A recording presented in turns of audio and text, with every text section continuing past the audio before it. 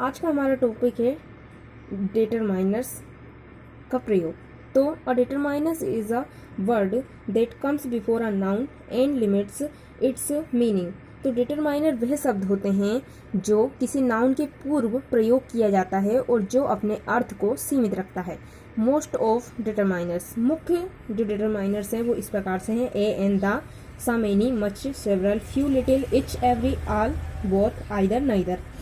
तो हम यहाँ पर आज ए, एन और दा का प्रयोग देखेंगे। तो आर्टिकल होते हैं ये दो, एक तो इनडेफिनेट और एक डेफिनेट। इनडेफिनेट के अंतर्गत आएंगे ए और एन, और डेफिनेट में सिर्फ एक दा आता है। तो अब किसी भी वाक्य में ए आता है तो उच्चारण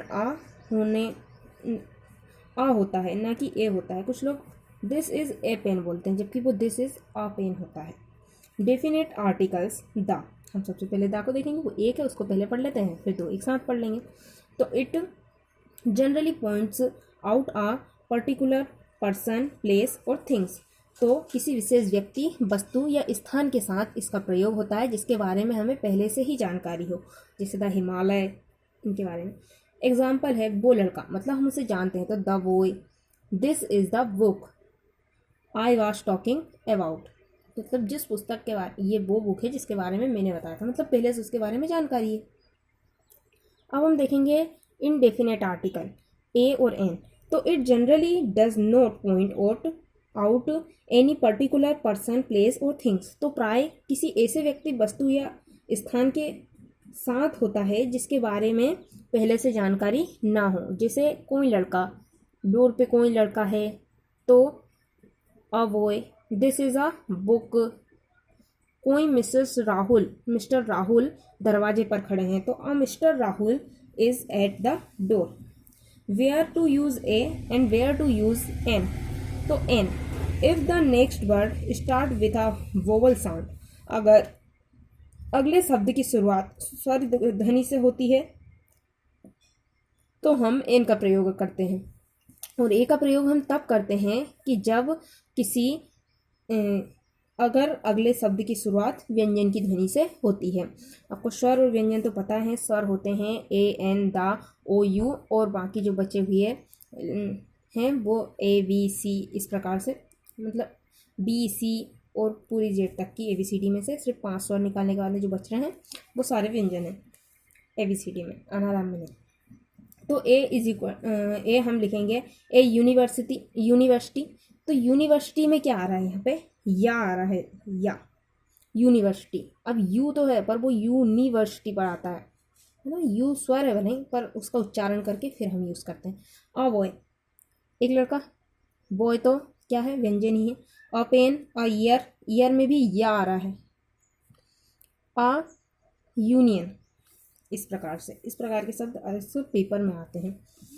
अब है एन, एन का प्रयोग एन अवर, अवर यानी आ रहा है आगे, एन ईयर, ईयर यानी कान, एक तो इसमें भी स्वर आ रहा है। एन ऑनेस्ट, होनेस्ट नहीं होता है, ऑनेस्ट होता है। An M L A, M में ए लगाते हैं हम सबसे पहले। An, an orange, an inkpot, an owl. तो where to pronounce the and where to pronounce the. तो the, if the next word start with a vowel स्वर, अगर अगले शब्द की शुरुआत स्वर की ध्वनि से हो तो वहाँ हम किसका प्रयोग करेंगे, दी बोलेंगे। जैसे the year, the honest, the elephant और दी एंड। और दा का प्रयोग हम तब करते हैं कि अगर पहले शब्द की शुरुआत व्यंजन से हो, जैसे the boy, the pen, the year, the use, the house. अब with unique people objects, unique लोगों, वस्तुओं के साथ जो केवल एक हैं, the sun, the earth, the moon, the president, the CEO, the world, the sky, etc. With adjective referring to a whole group people, मतलब जो विशेषण पूरे एक ग्रुप या जाति का बोध कराता है उसे, उसके साथ हम द का प्रयोग करते हैं। जैसे द ओल्ड, यानी पूरे ओल्ड मैन का बता रहा है, ये जितने भी ओल्ड लोग हैं। The young, the rich, the poor, etc. अब प्रसिद्ध भवन, संग्रहालयों व स्मारकों के साथ, the Taj Mahal, the Qutub Minar, the Lal Qila और द इफेल टावर, इसके बाद में द ग्लोब ईटीसी। अब है सुपरलेटिव डिग्री और फर्स्ट सेकेंड आदि थर्ड फोर्थ, इनके सामने भी हम दा लगाते हैं। तो जैसे the best, the highest, the most, the lowest, the first time, the last time, इस प्रकार से। अब होली बुक्स के आगे और रिवर्स आदि से पूर्व भी हम लगाते हैं। तो होली बुक्स हमारी होती हैं the Ramayana, the Ganges, the Nile, the Atlantic, the Pacific, etc. इसके बाद में वाद्य यंत्रों के आगे भी हम जैसे द फ्लूट, द गिटार, इस प्रकार से। अब with countries the name of which include kingdom, state और रिपब्लिक।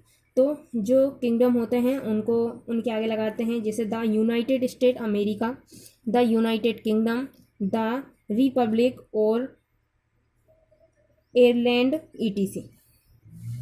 अब है with countries that have plural names, जिनके प्लूरल नेम्स होते हैं उनके सामने हम दा लगाते हैं उन कंट्री के, जैसे the Netherlands, the Philippines, etc.